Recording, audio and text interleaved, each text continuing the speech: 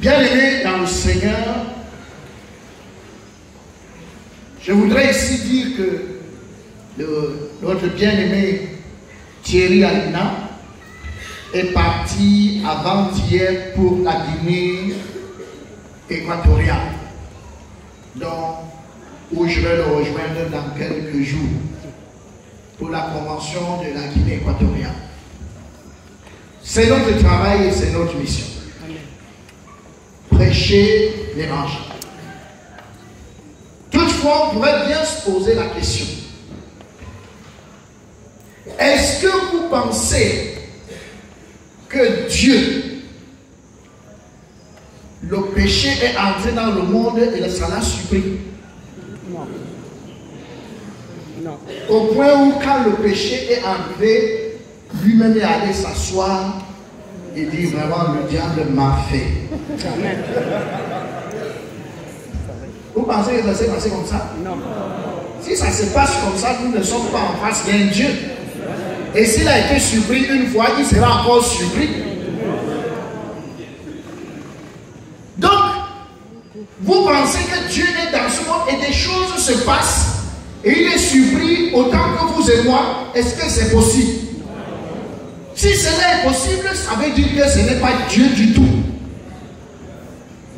Encore plus, vous pensez qu'il sera assis dans son ciel et te voir débarquer au ciel.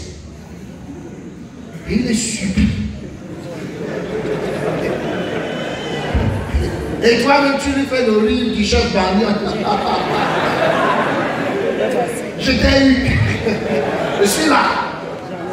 Est-ce que vous pensez que ça soit possible avec le Dieu que nous servons? Non. Même pour entrer dans une nation, les autorités compétentes sont au courant. À plus forte raison, le ciel. Il n'y a aucune entité capable d'entrer dans le ciel et capable d'entrer même dans ce monde sans que celui qui a fait ce monde soit au courant. Amen. Et c'est ça qui fait de lui Dieu. Amen. Amen. Sinon, il n'est pas Dieu. Vous savez, les religieux essayent de tailler Dieu à leur manière. Ils donnent à Dieu des pensées humaines. Comment ils donnent à Dieu des pensées humaines? L'homme réfléchit qu'il ne veut pas envoyer un bébé au ciel, en enfer. Parce que c'est comme ça que l'homme réfléchit normalement. Quand on peut regarder logiquement, un bébé part faire quoi? Et on peut poser la question qu'il a fait quoi? Mais Dieu lui ne fonctionne pas comme ça. Dieu n'est pas un homme. Quelqu'un dit Amen. Amen. Il est tellement juste qu'il est capable de prendre l'homme qui n'a jamais rien fait et il le jette en enfer et c'est bon. Et il est aussi tellement bon au point où il peut prendre le bandit à la croix et il le met au ciel. Sans problème. Ça, c'est le Dieu que nous servons. Est-ce que vous pouvez acclamer clairement?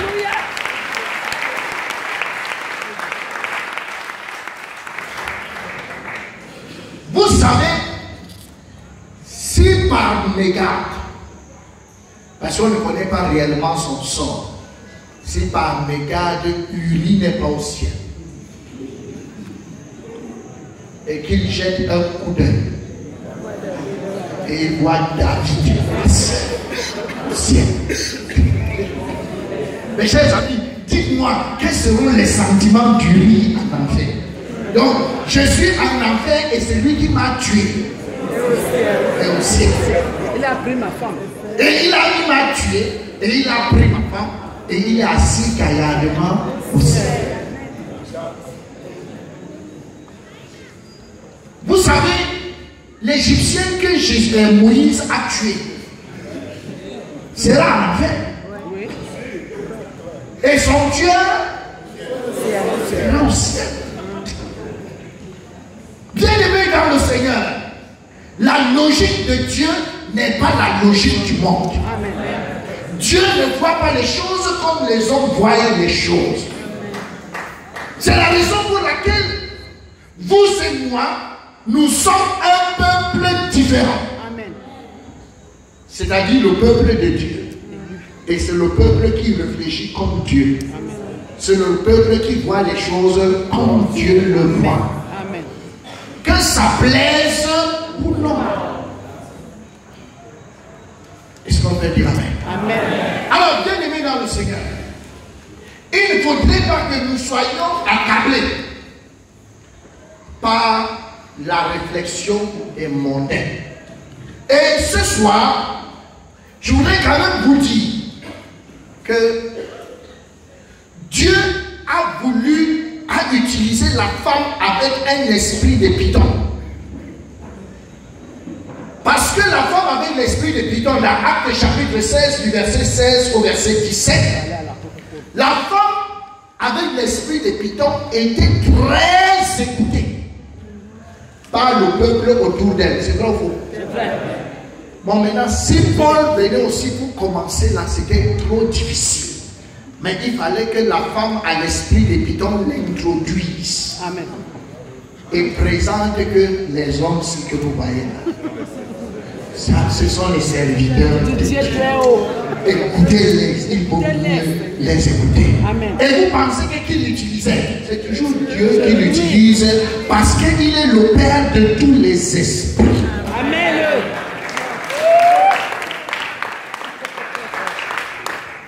Vous savez, le peuple de Ninive croyait au Dieu poisson.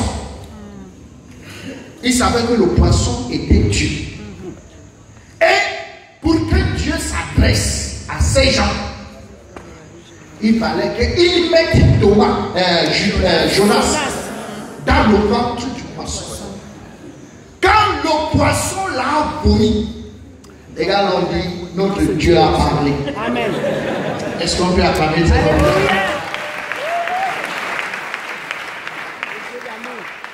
Dis à ton voisin 2020. 2020. Cette ville, ce pays est plein des individus ayant un esprit de python que les gens suivent. Quelqu'un dit Amen. Amen. Quand ces gens chantent à la télé, toi tu sais que des gens vont chanter, même vous-même. Quand vous n'êtes pas ici, vous mimez la chanson sans vous en rendre. Il y a d'autres qui font la comédie. Quand ces gars font la comédie, toi-même tu prends de ça, même quand tu ne veux pas, ça te trouve. Quand ces gens parlent, les hommes les suivent. C'est eux que nous allons chercher. Amen. Et ce sont eux qui vont parler de notre convention aux autres. Ils vont introduire. Alléluia. Nous allons les chercher. Bien aimés dans le Seigneur. Vous savez, si on prend l'un d'eux et qu'ils disent, je sais que j'irai au ciel parce que j'ai été baptisé étant bébé. Et un autre lui casse la béquille. Et il répond, qu'est-ce que je dois faire? On lui dit, rendez-vous à la convention 2020. Et lui-même répond, à la convention 2020, Gisèle. Qu'est-ce que vous imaginez que ça va faire? Le monde sera là. Et surtout ceux qui suivent l'esprit de Python, Ils seront là. ils suivront. Amen. Et nous aurons l'occasion de parler à plusieurs. Amen. Bien aimés dans le Seigneur, commençons à prier par rapport à ça. Amen. Que Dieu nous montre comment opérer Amen. à ce niveau. Amen. Amen. Nous sommes juste en train de réfléchir. Amen. Alors nous allons continuer notre enseignement. Et la semaine dernière, nous nous sommes arrêtés sur ce fameux texte.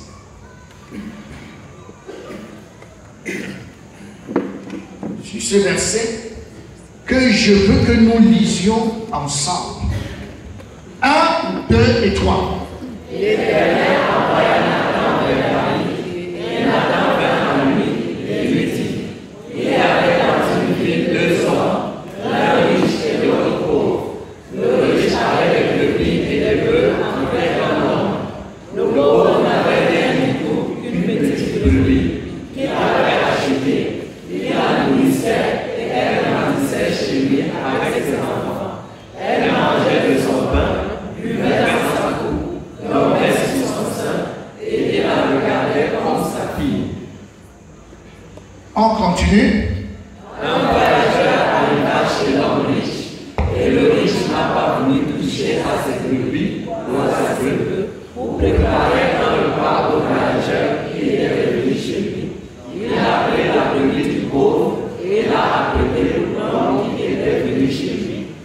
Bien-aimé dans le Seigneur, ce que Nathan est en train de faire avec David, nous l'avons dit la dernière fois, est une conversation anodine, simple, et Nathan n'a pas d'abord tremblé en disant ainsi parle l'Éternel. Donc c'était juste une histoire qu'il a commencé à raconter. Tout comme à toi, on a souvent raconté des histoires. Mais la chose la plus importante, et c'est dans ça que nous sommes, l'économe infidèle. Bien-aimé dans le Seigneur, l'économe infidèle qui n'est autre que Jésus, nous a réduit notre dette sans nous demander notre avis. Quelqu'un dit amen? Amen. Si Jésus avait demandé à venir dans ce monde, même si on avait demandé aux hommes, les hommes auraient refusé. Et on lui aurait dit, ce n'est pas nécessaire. Mais il est venu sans rien nous demander. Et il a enlevé déjà ce qui nous amenait à l'enfer et il a réduit notre dette dans ce monde. Pour certains, il a réduit 50%, pour d'autres, il en a réduit 20%. Là où nous sommes, je ne sais pas, pour toi c'est combien de pourcents, mais ça je ne sais pas. Et c'est dans ça qu'il nous a laissé, dans ce flou, parce que tu ne sais pas exactement combien il a réduit. Alors, bien-aimé dans le Seigneur, ce qui te reste à payer est là. Mais ça dépendra de comment toi-même tu vas fonctionner. Quelqu'un dit amen? Amen. Et ici, dans ce texte, David va en faire les frais. Parce que justement, on va lui raconter cette histoire. Et il va dévoiler ce qui était dans son cœur. Et qu'est-ce qu'il va dire? Nous lisons ensemble ce texte. 1, 2 et 3. La colère de David s'enflamma violemment contre cet homme. Et il dit à Nathan, l'Éternel est vivant. L'homme qui a fait cela méritera la mort. Stop. Non. 1. Sa colère s'enflamme contre cet homme. Et lui, il vient de tuer la créature de Dieu. Il a fait tuer. Alors lui, il est déjà très en colère. Et il sort la sentence de sa bouche en disant, l'homme, excusez-moi, il dit, l'homme qui a fait cela mérite la mort. Et nous lisons le texte qui suit. 1, 2 et 3. Et il rendra 4 brebis pour avoir commis cette action et pour avoir été sans pitié. Bien-aimé dans le Seigneur,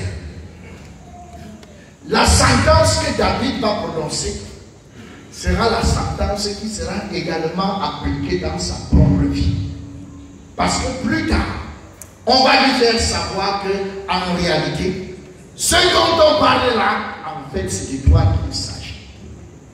Je voudrais te dire aujourd'hui, l'autre, ce qu'on appelle en philosophie, l'autre moi. En fait, ton voisin n'est autre que ton alter ego, c'est-à-dire c'est l'autre moi. Et il est ton miroir.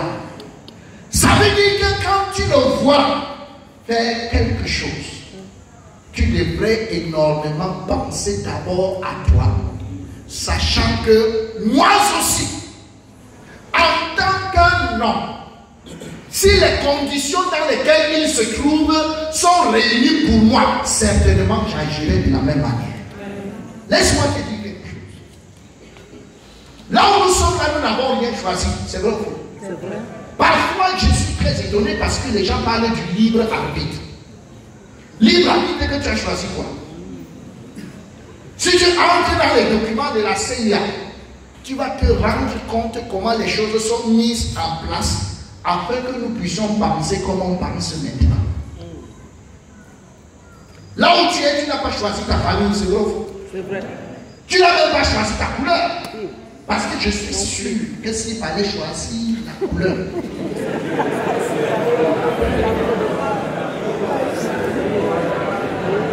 aucun, en commençant par moi, personne ne serait noir. Mais ce sont des choses que nous avons trouvées et que nous subissons. Alors, toi et moi, nous réfléchissons comme nous réfléchissons là, parce que nous avons grandi là où nous avons grandi. Nous mangeons ce que nous mangeons et nous avons été éduqués tel que nous avons été éduqués. Et c'est pourquoi cela produit ce genre de raisonnement. Est-ce qu'on peut dire amen? Amen. Mais Dieu semble tenir compte de tout ça au moment opportun. Il a prévu longtemps à l'avance. Longtemps avant la création du monde, que toi et moi nous serons sauvés. Et c'est pourquoi nous avons emprunté le chemin du salut. Et aujourd'hui, nous le sommes. Donc, bien aimé dans le Seigneur, ton regard devrait être différent. Sachant que toi, tu es une personne très endettée. On ne sait pas à combien. Et que tes dossiers sont toujours posés devant lui. Et à n'importe quel moment, quand toi-même tu ne pardonnes pas, alors on tire un des dossiers où toi-même tu dois. Quelqu'un dit amen? Amen. Donc, tu sais que tu as combien de dossiers? Tu sais qu'il y a quoi exactement là-bas? Et alors, à cause de ton manque de pardon, comme David, tu es sauvé, c'est vrai. Mais tu es étonné que tu endures beaucoup de mauvaises choses. Et les gens même que tu attends que Dieu les frappe. Jusqu'aujourd'hui, tu attends que Dieu les frappe. Et tu te poses la question que Dieu va les frapper même quand. Et ils sont toujours là. Et ils vivent bien. Et toi, tu endures. Parce que dans ta tête, tu n'es pas conscient de quel genre de dette tu as devant Dieu. Bien aimé dans le Seigneur, il était question que nous ne puissions pas faire l'erreur de David. Est-ce qu'on peut lire ensemble 2 Samuel chapitre 12 verset 13, 1, 2, 3. David dit à Nathan, j'ai péché contre l'Éternel. Et Nathan dit à David, l'Éternel pardonne ton péché, tu ne mourras pas. Oui, l'Éternel pardonne ton péché. On enlève le côté pénal de cette situation. Tout comme chacun de nous ici nous sommes pardonnés. Mais il n'en demeure pas moins que pour le reste, tout ceci va se passer dans ta vie. Lisons ensemble 1, 2 et 3. Mais parce que tu as blasphémé les ennemis de l'Éternel, en commettant cette action, le Fils qui t'est né mourra. Ainsi parle l'Éternel, voici je vais faire sortir de ta maison le malheur contre toi. Et je vais prendre sous tes yeux tes propres femmes pour les donner à un autre qui touchera à elle à la vue de ce soleil. Car tu as agi en secret, et moi je ferai cela en présence de tout Israël et à la face du soleil. Bien aimé dans le Seigneur, nous en avons parlé la dernière fois. C'est David lui-même qui a tiré sa propre sentence. Aujourd'hui, je voudrais également te dire que votre manque, ton manque de pardon sera ta propre misère et même la misère de tes enfants. Nous allons prendre le cas de Mardochée. Dis avec moi le cas de Mardochée. Est-ce qu'on peut lire ensemble Esther, chapitre 2, du verset 21 au verset 23. 1, 2 et 3. Dans ce même temps, comme Mardochée était assis à la porte du roi, Bigtan et Teresh, 2 eunuques du roi, gardes du seuil, cédèrent à un mouvement d'irritation et voulurent porter la main sur le roi Assuérus. Mardochée eut connaissance de la chose et en informa la reine Esther. Il a redit au roi de la part de Mardochée. Le fait ayant été été vérifié et trouvé exact, les deux énigmes furent pendues à un bois. Et cela fut écrit dans le livre des chroniques en présence du roi. Quelqu'un dit Amen. Amen.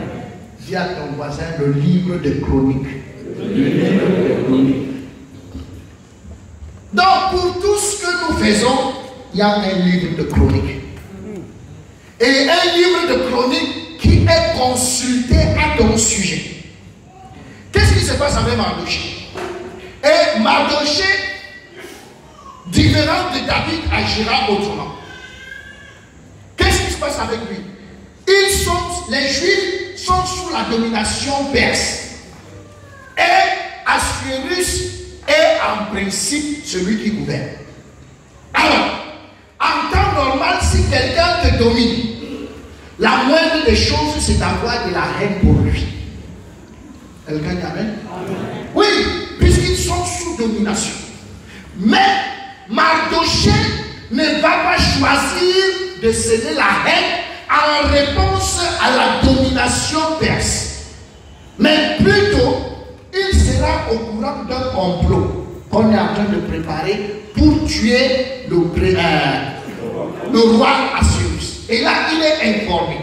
La Bible dit qu'il utilise certains canaux et fait savoir au roi Assuérus ce qui est préparé contre lui. Et on va vérifier et on va se rendre compte que la chose est comme il a dit. Quelqu'un dit Amen? Et on va prendre les deux.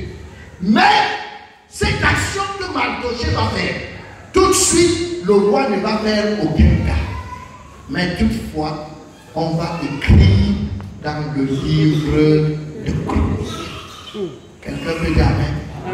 Bien-aimé dans le Seigneur, ça ce sont les hommes. Dis à ton voisin, le livre de chroniques de Dieu existe. Le livre de chroniques de Dieu existe. Alors, une situation va donc arriver à Mardoché et au peuple juif. Est-ce qu'on peut lire ensemble? Parce que tout le peuple juif devait être exterminé sous l'instigation de Nathan. Et le roi avait déjà donné son anneau pour l'extermination du peuple juif. Avait dit non, on peut souffrir des exterminations. Alors, on va lire Esther chapitre 6 du verset 1 au verset 3. On lit ensemble 1, 2 et 3. Cette nuit-là, le roi ne put pas dormir et il se fit apporter le livre des annales, les chroniques. On les lut devant le roi. Et l'on trouva écrit ce que Mardoché avait révélé au sujet du Bitan et du Péréch, les deux eunuques du roi, gardes seuls, qui avaient voulu porter la main sur le roi Assuérus. Le roi dit: quelle marque de distinction et d'honneur Mardoché a-t-il reçu pour cela? Il n'a rien reçu, répondit ceux qui avaient le roi. Quelqu'un dit Amen? Donc, en fait, l'extermination est déjà arrêtée. Et c'est une extermination pour laquelle le roi a donné son aval. Bien que sans savoir, c'était une tricherie. Mais pour lui, les Juifs ne représentent rien. Donc, les tuer, ça ne fait absolument rien. Et ce jugement doit tomber sur eux. Mais Mardoché commence à récolter ce qu'il a semé. Donc, on peut dire, on ne sème pas seulement ce qui est mauvais. Tu es aussi capable de semer des bonnes œuvres qui porteront du fruit au temps convenable. Quelqu'un dit Amen? Qu'est-ce que tu sais? Le livre des chroniques est écrit. Et ça va sauver Mardoché. Pourquoi? Quand on va consulter le livre, on va se rendre compte, il va demander, mais Mardoché, il avait sauvé le roi. Il a posé la question, qu'est-ce qu'on a donc donné à Mardoché? Les gens m'ont dit, il n'a rien reçu.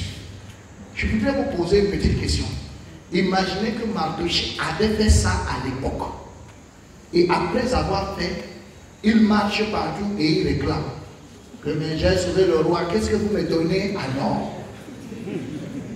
On l'aurait appelé, on lui aurait donné quelques lingots d'or. C'est vrai ou faux? Et l'affaire serait terminée.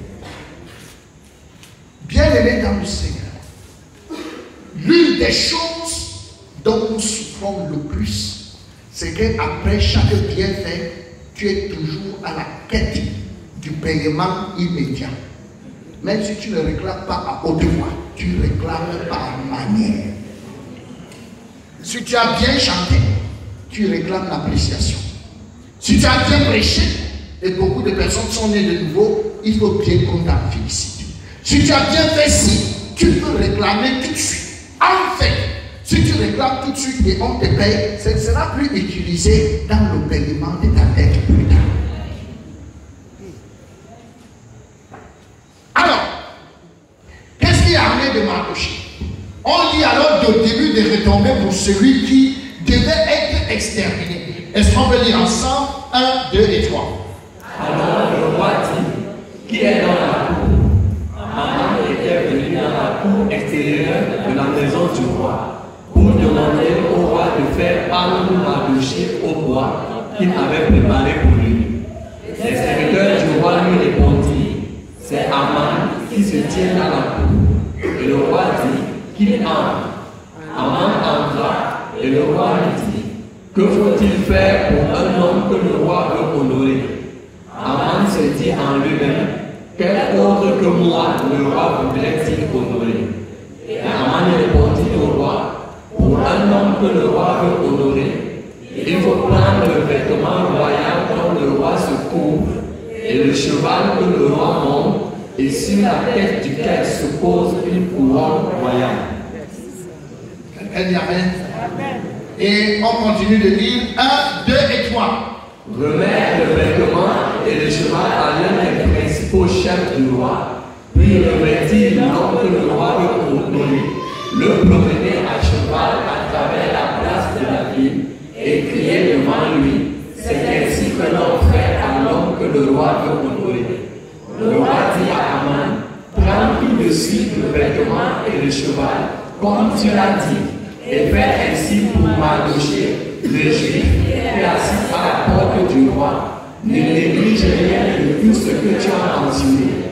Et Aman prit le vêtement et le cheval, il revêtit Mardochée, il le promena à cheval à travers la place de la ville, et il cria devant lui, c'est ainsi que l'on fait à l'homme que le roi veut honorer. Mardochée retourna à la porte du roi, et Aman se rendit en hâte chez lui, désolé et la tête voilée. Quelqu'un peut dire Amen. Amen. Bien aimé dans le Seigneur, quand vous regardez ce texte, c'est justement le contraire de David. Donc ici, nous avons Aman, à qui on pose une question anodine en ce qui concerne quelqu'un qu'on veut honorer. Et lui, il croit que c'est de lui qu'on parle. Quelqu'un dit Amen. Alors pendant que lui croit que c'est de lui qu'on parle, au fond, ce n'est pas de lui. Bien aimé dans le Seigneur, vous savez, quelle est ton attitude quand tu parles des choses que tu sais que ça te concerne? Tu as une manière de bien parler de tes enfants. Tu as une manière de bien parler des membres de ta famille, même quand ils ne sont pas sauvés. Mais comment est-ce que tu parles des membres ou bien des enfants des autres? Quel plan tu as pour les enfants des autres? Bien aimé dans le Seigneur, c'est la raison pour laquelle, après avoir bien parlé pour tes enfants, tout ce que tu as parlé de bien, ça se passe dans la maison des autres. Et maintenant, tout ce que tu pensais de mal pour les autres, c'est dans ta propre maison que ça arrive. Et beaucoup de personnes ici l'ont déjà expérimenté. Pendant qu'il est en train de soupirer et attendre le malheur des enfants des autres, pendant qu'il souhaite que la fille de l'autre la finisse vraiment par tomber enceinte et que tout le monde le voit, mais c'est sa propre petite fille que ça arrive, et lui il est très étonné alors qu'il ne s'y attendait pas du tout. Bien aimé dans le Seigneur, nous sommes dans une affaire très compliquée. Très compliquée avec Dieu qui gère. Il faudrait bien que tu saches que là où tu es là, tu as plein de dossiers devant Dieu. Plein. Dieu, Jésus n'a qu'à lever 50% ou 20%, mais tout le reste est là. La Bible nous dit que pendant que Aman croyait que ce qu'il parlait là, c'est lui qu'on va honorer, on a honoré son pire ennemi. Et c'est lui qui devait lui son pire ennemi. Et marchait avec lui partout. La Bible dit que quand il est rentré, il était très énervé.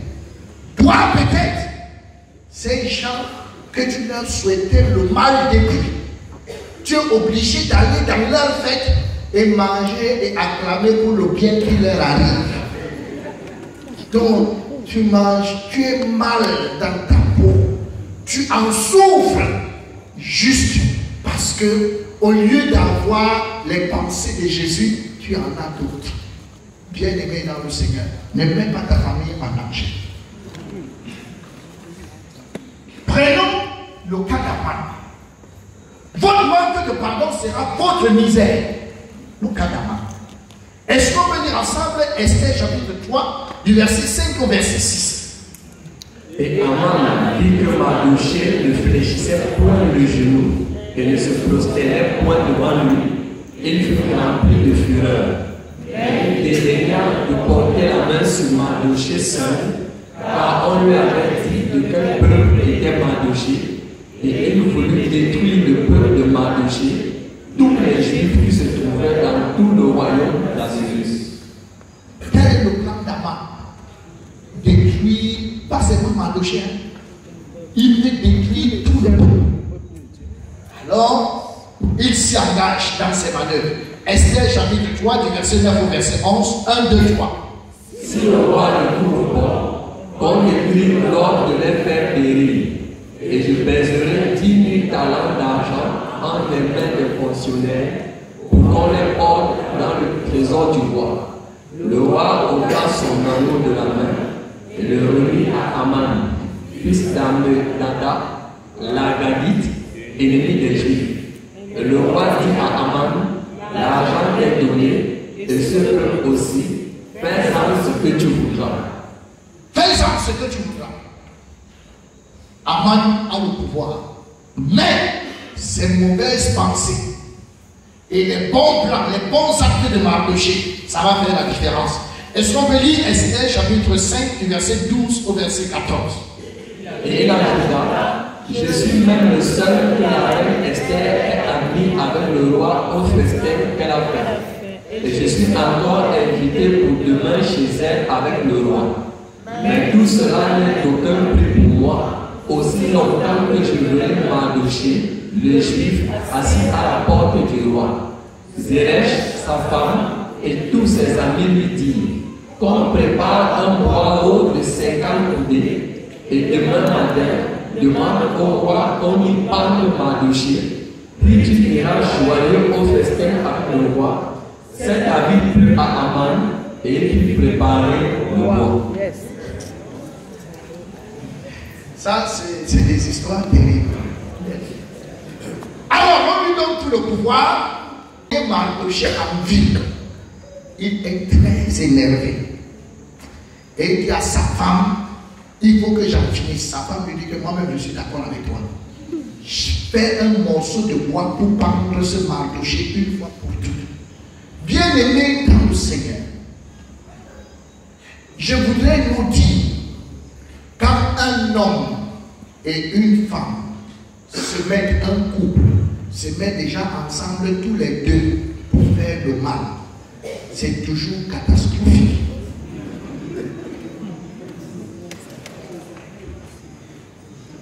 Saphira aurait pu aider Ananias en lui disant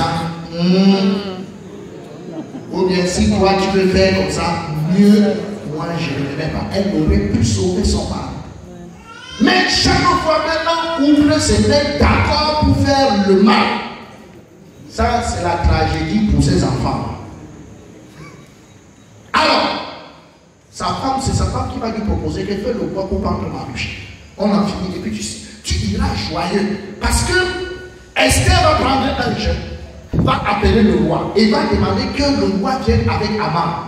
Aman tout belle, au lieu de se poser la question que pourquoi même on me convoque dans cette affaire, lui il estime que si on l'a convoqué, c'est qu'il est très aimé. Alors, ils sont allés le premier jour, ils sont bien vus. Esther a dit qu'elle rentrait d'abord. Je vais parler demain.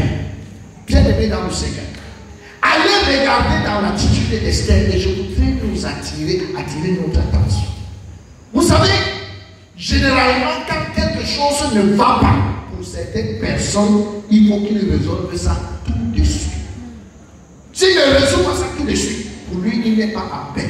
Mais les choses de Dieu ne se traitent pas avec les émotions. Quelqu'un dit Amen.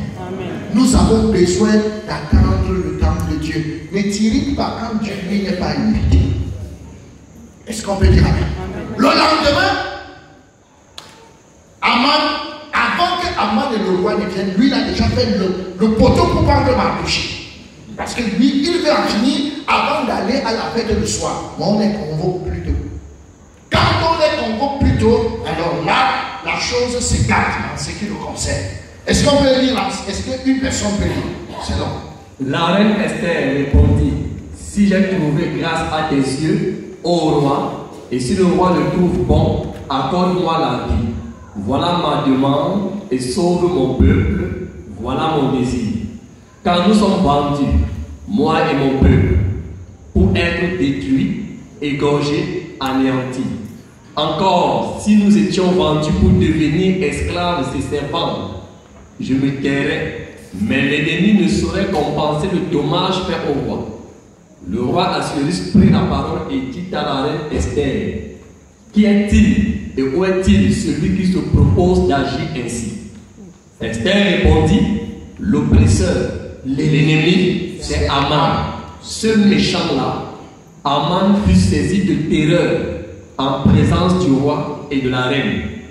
Et le roi, dans sa colère, se leva et quitta le festin pour aller dans le jardin du palais. Aman resta pour demander grâce de la vie à la reine Esther, car il voyait bien que sa perte était arrêtée dans l'esprit du roi. Lorsque le roi revint du jardin du palais dans la salle du festin, il vit Aman qui s'était précipité vers le lit sur lequel était Esther. Et il dit, serait-ce encore pour faire violence à la reine, chez moi, dans le palais? Dès que cette parole fut sortie de la bouche du roi, on voila le visage d'Aman.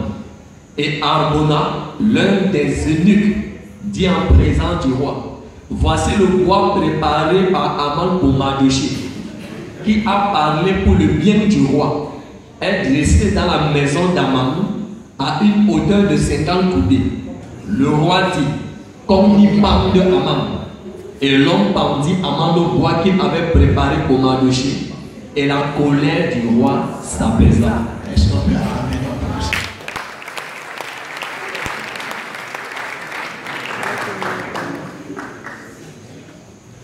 Qu'est-ce que tu as préparé pour les gens? Qu'est-ce que tu as préparé pour les frères? Qu'est-ce que tu prépares dans ta tête que ça arrive dans la vie éternelle? Je voulais te dire, c'est exactement ça qui est préparé pour toi. C'est là où toi-même, où tes enfants vont finir. Bien-aimé dans le Seigneur, on ne peut pas se moquer de Dieu. Nous avons, au regard de tout ceci, besoin de devenir, nous tous comme Jésus, des économes infidèles. Dis à ton voisin, tu dois devenir un économe infidèle. Bon, vraiment, là, ça n'a pas de sens. À moins que tu ne comprennes l'économe infidèle. Parce que si ce n'est qu'aujourd'hui que tu es venu, toi-même tu vas dire que le pasteur Bova raconte des choses. Mais nous avons besoin tous d'être des économes infidèles comme Jésus. Quelqu'un dit Amen? En tant qu'économe infidèle, il a remis la dette à toutes ces personnes qui sont aujourd'hui dans l'église. Et nous aussi, nous avons besoin d'être des petits économes infidèles. Est-ce qu'on se comprend? Donc c'est maintenant que nous pouvons comprendre certains textes dans la Bible. Et là, nous pouvons lire déjà ceci. Parce que, étant des hommes, les hommes sont endettés vis-à-vis de toi. Et sérieusement derrière ça, il faut que tu le comprennes. Tous les hommes sont endettés vis-à-vis de toi. Lisons ensemble ce texte. 1, 2 et 3. Rendez à tous ce qui leur est dû, l'impôt à qui vous devez l'impôt, le tribut à qui vous devez le tribut, la graine à qui vous devez la graine, l'honneur à qui vous devez l'honneur. Ne devez rien à personne, si ce n'est de vous aimer les uns les autres, car celui qui aime les autres a accompli la loi. Bon, maintenant, écoutez un peu ce qu'on va faire. Tu vas retourner ce verset. Ce verset ne sera pas appliqué pour toi, mais il sera appliqué pour ton voisin. Et quand il est appliqué pour ton voisin, ça veut dire concrètement que ton voisin, ton frère qui est à côté de toi, il te doit de l'amour, oui ou non? Il te doit de l'amour.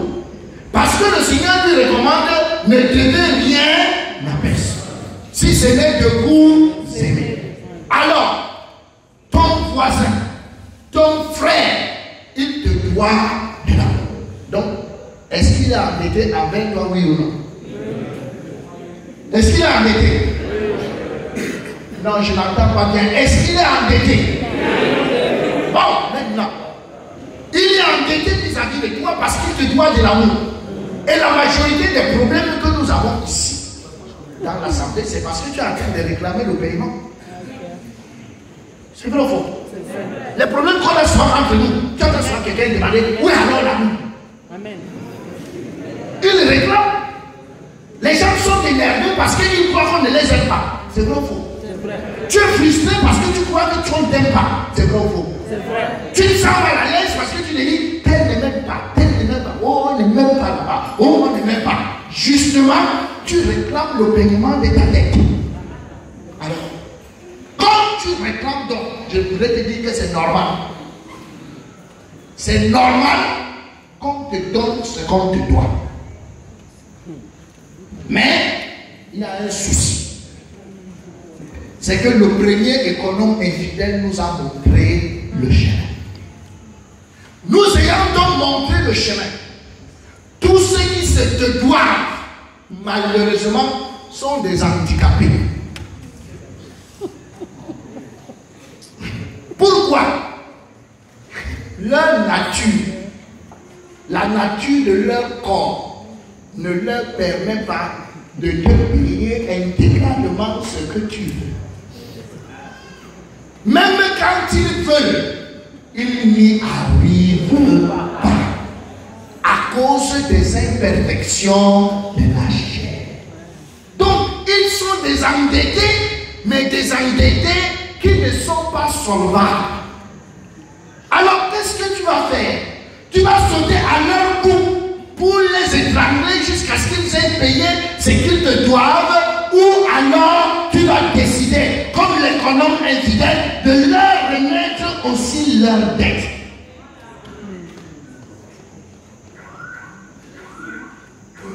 Quelqu'un dit amen? En fait, on n'a pas dit de remettre tout, mais tu dois remettre la dette. Amen. Je ne sais donc pas. Le mari doit remettre à sa femme sa dette. La femme doit remettre à son mari sa dette. De 50%, de 20%, je ne sais pas de combien. Ce n'est qu'à ce prix que la vie sera possible. Parce que si nous décidons de nous cravater les uns les autres, afin que chacun paye ce qu'il nous doit, on ne s'en sortira pas. Salut ton voisin et dis-lui que tu deviens un économe infidèle.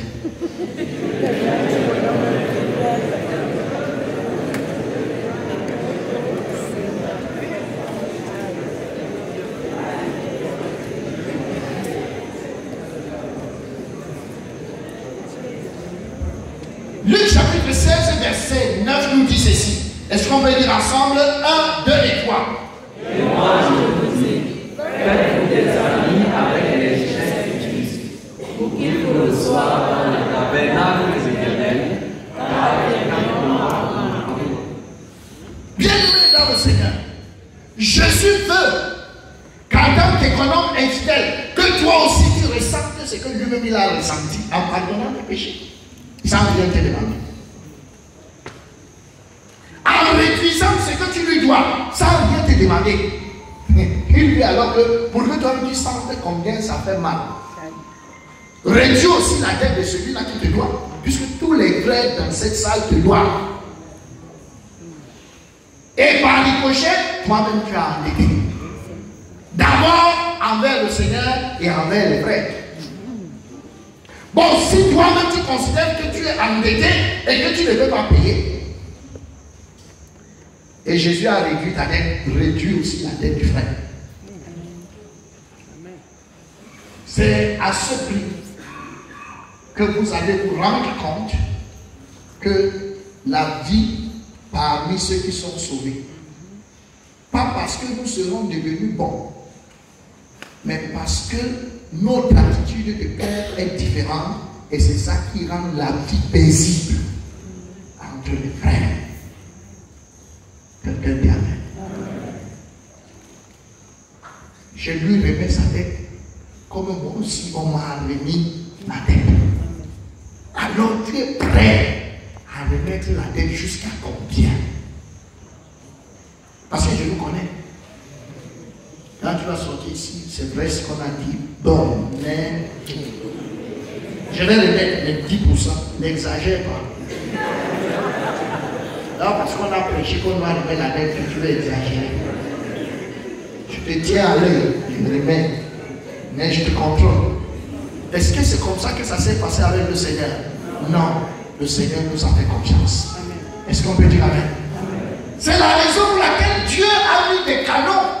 On peut comprendre alors aujourd'hui pourquoi Dieu dit que si on te gifle à la joue gauche, tu fais comment? Est-ce qu'on peut lire ensemble Matthieu chapitre 5 verset 39? Ça c'est la vie de ceux qui sont sauvés. On lit ensemble 1, 2 et 3. Mais moi je vous dis de ne pas résister aux méchants. Si quelqu'un me frappe sur la joue droite, vous les enlevez aussi l'autre. Quelqu'un dit Amen. Pourquoi? S'il me frappe à la joue droite, vous savez, la majorité des soucis que nous avons aussi, c'est quand nous avons raison. Et me tape que je lui ai fait quoi? Non. Imaginez que je lui ai fait quoi? Et l'autre lui dit que c'est vrai, tu lui as rien fait. Pour ça là, moi je suis témoin, tu n'as rien fait.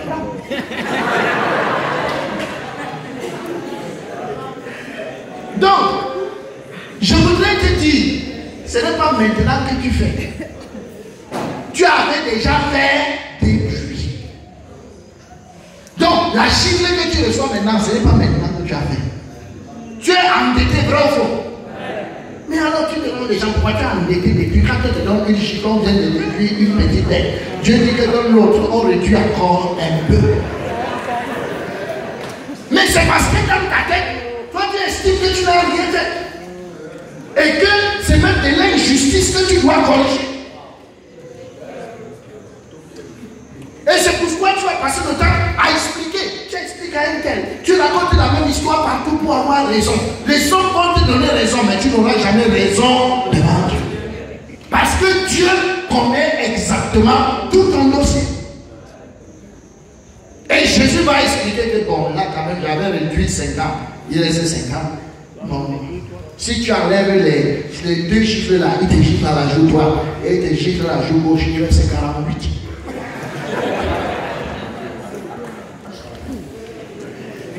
Dis à ton voisin, ça va aller. On lit encore ceci. Matthieu 50, verset 40 verset 41. 1, 2 et 3. Si quelqu'un veut plaider contre moi et prendre la tunique, laisse-le encore dans mon dos. Si quelqu'un me force à faire 1 000, fais-en 2 avec lui. Tu arrives devant le gendarme, tu as tous tes papiers. Mais il peut te prendre 1 000 francs, donne-lui 2. Ce n'est pas la corruption, parce que tu as tous tes papiers. C'est différent de ce que tu n'as pas tes papiers. Est-ce qu'on se comprend? Je dis, toi tu es là, tu as tous tes papiers. Prends. Mais il commence et tu sens qu'il veut prendre 1 000 francs. La Bible dit donne-lui combien? 2 000. Tu passes. Tu viens de réduire quelque chose. Toi tu travailles par rapport à ta dette. Est-ce qu'on peut acclamer pour ça?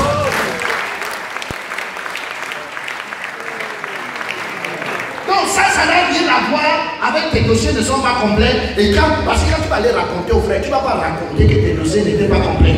Tu sais, comme on a prêché aujourd'hui, bon, les policiers m'ont embêté là, bon, ils ont voulu prendre mes frères, je leur ai dit, en accord avec la parole. Alors, quand tu sais que ton dossier n'était pas complet, c'est différent.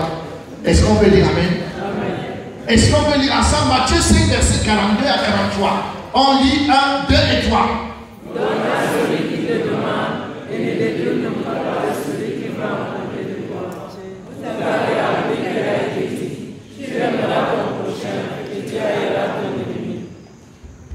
Tu aimeras ton prochain et tu haïras ton ennemi. Ça, c'est ce qu'on a appris. Quelqu'un dit Amen? Donc, là où toi-même tu es là, quand quelqu'un est ton ennemi, même ici, tu dis c'est mon ennemi, hein, je ne tourne pas le dos. Mais tu ne tournes pas le dos, qu'est-ce qui peut t'arriver de grave là où tu es là? De toi à moi, un sauvé, qu'est-ce qui peut lui arriver de grave? Non, attendez, qu'est-ce qui peut lui arriver de grave? C'est la mort. Qu'est-ce qu'il y a de plus grave dans ce monde? C'est la mort, vrai ou faux? Bon, maintenant, si la mort t'arrive, tu vas où? Et la mort, c'est quoi? Un gars. Donc, la chose la plus grave qui puisse arriver, c'est la mort. Mais même si ça t'arrive pour toi, ça concourt à ton bien. Donc, tu ne devrais pas souffrir de ces petits problèmes. Mais moi, je vous dis, aimez vos ennemis et bénissez ceux qui vous maudissent. Faites du bien à ceux qui vous haïssent et priez pour ceux qui vous maltraitent et qui vous persécutent. Je ne sais pas ce que Dieu veut qu'on soit. Moi-même, je suis surpris, mais comme c'est dans la parole. Et comme il a dit lui-même. Bon. Mais ça là n'est que possible quand tu te rends compte que toi-même tu es endetté. Quelqu'un dit Amen. Quand toi-même tu connais que dans ton compte c'est trop fort, tu peux donc comprendre ces textes. Sachant que tu es un économe infidèle. En fait, tu aimes ton ennemi. Ce n'est pas que tu l'aimes pour lui, mais tu l'aimes parce que tu es en train de gérer quelque chose spirituellement dans ta propre vie et qui t'est bénéfique. Est-ce que vous avez?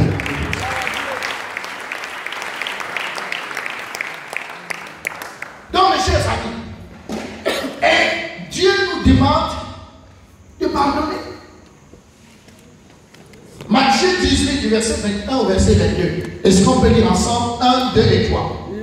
Alors, Pierre se rapprocha de Jésus et lui demanda: Seigneur, si mon frère ne cesse de pécher contre moi, combien de fois devrais-je lui pardonner? Irais-je jusqu'à 7 fois? Non, lui répondit Jésus, je ne te dis pas d'aller jusqu'à 7 fois, mais jusqu'à 77 fois 7 fois.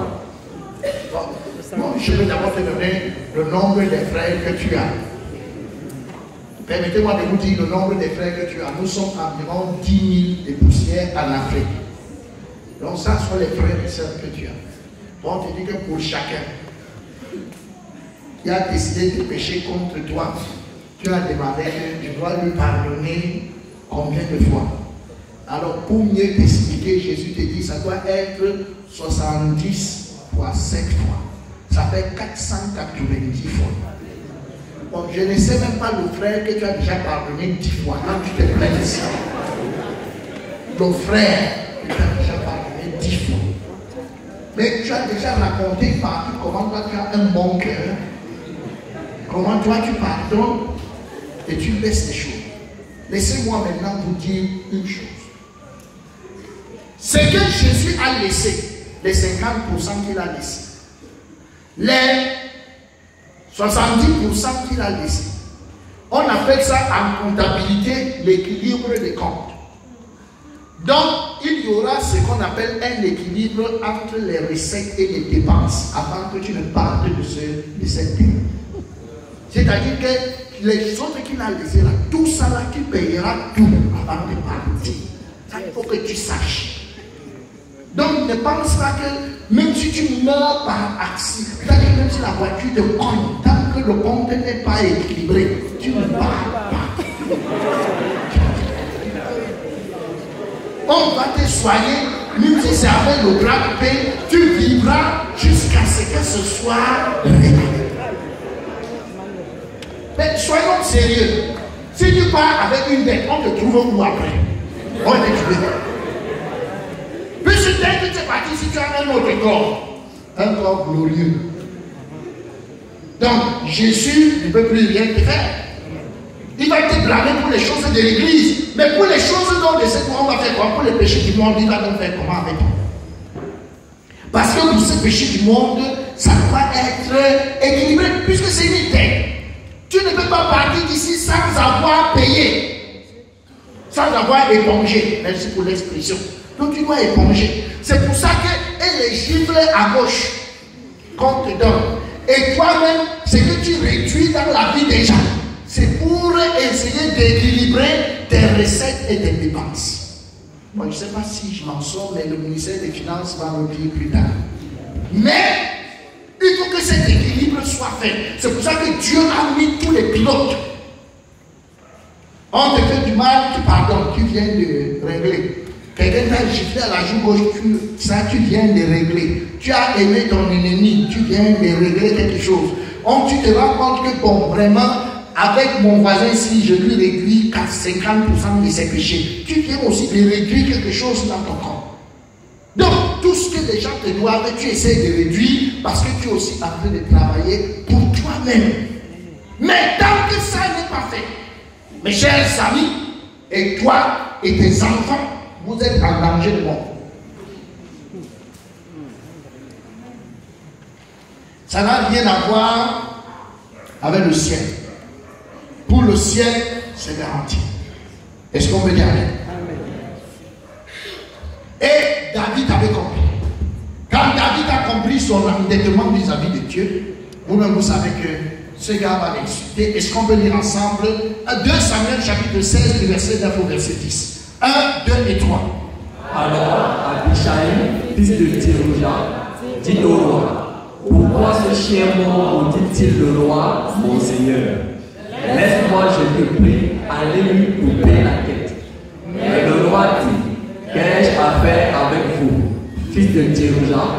S'il maudit, c'est que l'Éternel lui a dit: maudit David. Qui donc lui dira: pourquoi agis-tu ainsi? S'il va gifler à la joue droite, c'est que l'Éternel lui a dit que gifle. Non, Dieu donne la joue gauche. Tout ça, je suis d'accord avec toi. Moi-même, ce n'est pas facile. Quand je regarde tout ça, je me suis dit non. C'est la parole qui a produit le salut dans nos vies. En prêchant aussi, cela produit la possibilité de le faire. Mais si on ne prêche pas, ça ne pourra pas se faire dans ta vie. Est-ce qu'on peut dire amen? Donc, par la prédication, cela produit en nous le faire. Le vouloir et le faire. La Bible a dit c'est Dieu qui nous donne le vouloir et le faire. Et au commencement était la parole était et la parole. Et si c'est la parole qui produit en nous le vouloir et le, si c'est Dieu qui produit en nous le vouloir et le faire, ça veut encore dire c'est la parole qui produit en nous le vouloir et le faire. Donc Dieu me met dans le Seigneur. Dans cette vie désert, nous avons un boulot sérieux. Et ce boulot sérieux, il est important que tu sois bon pour ton bien. Je dis bien, sois bon pour ton bien et pour celui de tes enfants. C'est pour ça que je voudrais que tu lises ici. Colossiens chapitre 3, verset 13, 1, 2 et 3. Supportez-vous les uns les autres, et si l'un a sujet plein de l'autre, pardonnez-vous réciproquement. De même que Christ vous a pardonné, pardonnez-vous aussi. Ce texte, Dieu insiste sur le pardon. Pardonnez-vous réciproquement. C'est la raison, pardonne même avant que le mal n'arrive. Commence à réduire la dette, tu vivras heureux. Ça dit que quand quelqu'un va faire, comme tu avais réduit sa dette depuis longtemps, quand tu lui fais, tu ne sens plus rien, parce que ça fait partie de ce que tu avais déjà réduit. Quelqu'un dit amen. Mais comme toi tu es en mode réclamation, je réclame l'amour dans ma vie. Je réclame. Et imaginez pour donc un couple Le mari entre en réclamant beaucoup de choses dans le mariage. La femme entre en réclamant beaucoup de choses du mari. Donc les deux assoiffés se regardent. Il n'y a aucun gosier pour être rempli. Par rapport à ça, un doit mourir dans tous les cas. Jacques chapitre 2, verset 13. On lit ensemble 1, 2 et 3. Car le jugement est sans miséricorde pour qui n'a pas fait miséricorde. La miséricorde triomphe du jugement. Je veux qu'on relise encore ensemble. 1, 2 et 3. Car le jugement est sans miséricorde pour qui n'a pas fait miséricorde. La miséricorde triomphe du jugement. Amen. Jacques 2, 13. Le jugement est sans miséricorde pour qui n'a pas fait miséricorde. Est-ce que tes paroles, quand il s'agit de l'affaire de quelqu'un, est-ce que tes paroles sont empreintes de miséricorde? Est-ce que tu as, dans ce que tu prononces, quand il s'agit d'un frère, d'une soeur, est-ce que tes jugements ont de la miséricorde à l'intérieur? Ou alors, toi tu es sans miséricorde? Je t'annonce que en ce qui concerne des dossiers en suspens aussi, ils seront sans miséricorde. Quelqu'un dit amen. Tu es un sauvé, mais un sauvé qui va vivre sans miséricorde. Quelqu'un dit amen. On sera surpris. Tu es à l'église, tu ne cherches de problème à personne. Tu n'ennuies pas. Mais le problème, c'est que chaque fois à l'église, toi, tu te plains seulement. Mais pourquoi les autres font comme ça? Ça, c'est ton seul travail. Tu dis que tu ne les comprends pas. Et tu seras très étonné lorsqu'il y a un malheur qui fait escale, c'est d'abord chez toi. Jusqu'au jour où tu comprendras mieux. Ce que vous voulez qu'on vous fasse, faites-le aux autres. Oh, est-ce qu'on peut lire Matthieu chapitre 7, verset 12? Tout ce que vous voulez que les hommes fassent pour vous, faites-le de même pour eux, car c'est la loi et les prophètes. C'est tout. Ce sont des versets qui sont écrits, chers frères et sœurs. Ce que tu veux qu'on fasse pour toi, la Bible dit quoi? Faites-le aux autres. Tu veux qu'on te donne l'argent? Donne l'argent aux autres. Amen. Tu veux bien manger quand tu visites un frère, commence à donner à bien manger quand les frères te visitent. Quelqu'un dit amen. Tu veux qu'on te pardonne, commence par pardonner. Tu veux qu'on réduise ta dette, commence également par réduire la dette des autres. Tu veux que tes enfants réussissent, commence par faire réussir les enfants des autres. Vous pensez que Dieu ne voit pas? Quand vous êtes avec l'enfant d'un autre chez vous, tout ce que vous faites là dans le noir, Dieu voit. Comment vous agencez les choses, il voit. Quelqu'un dit amen? Dieu voit. Quand c'est le pasteur Boba, comment tu me reçois? Dieu voit. Quand ce n'est pas le pasteur Boba et que c'est le frère là, il est mototaxipant quelque part, la manière que tu le reçois, Dieu voit.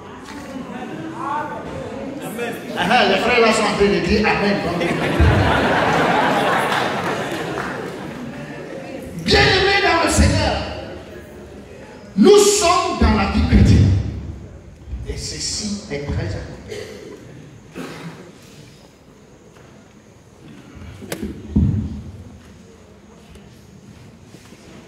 Pourquoi le verset là ici?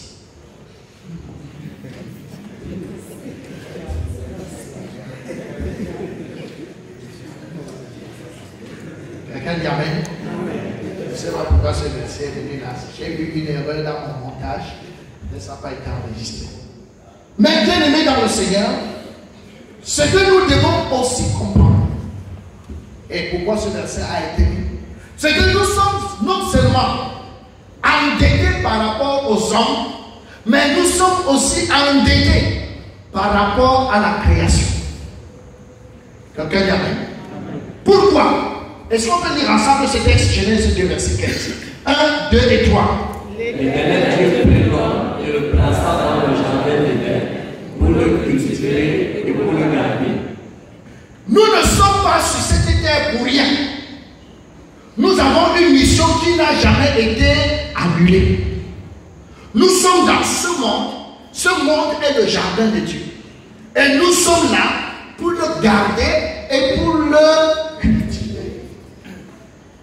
Alors, bien aimés dans le Seigneur, malheureusement, beaucoup de frères ne sont que préoccupés par les aspects spirituels.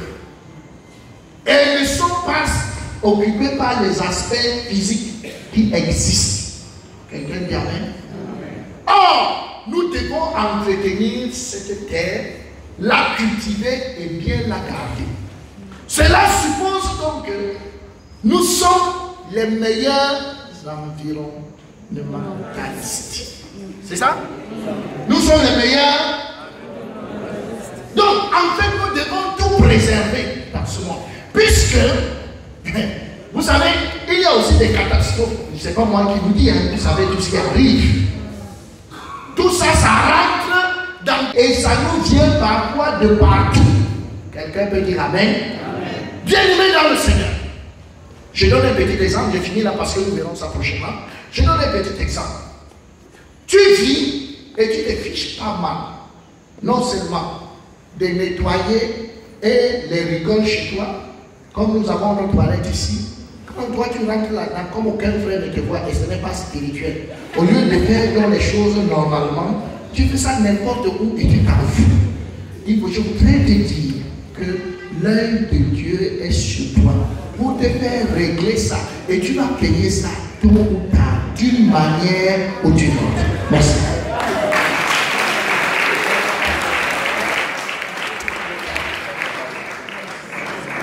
Seigneur notre Dieu et notre Père, nous te disons merci pour ce soir. Merci pour ta grâce par nos vies. Merci pour ton amour. Merci parce que tu nous inspires par ta parole. Et que tu nous permets de comprendre notre responsabilité dans ce salut merveilleux. À toi l'honneur, la louange et la gloire. Au nom puissant de Jésus-Christ. Amen. Amen. Bonsoir.